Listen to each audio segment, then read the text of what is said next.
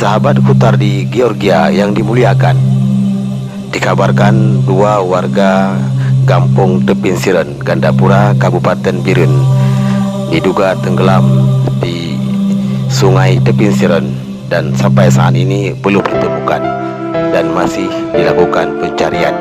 Semoga segera ditemukan dan insyaallah malam ini pun masih sedang dalam pencarian kedua korban yang tenggelam di Sungai Tepinsiren, Gandapura, Aceh Biren.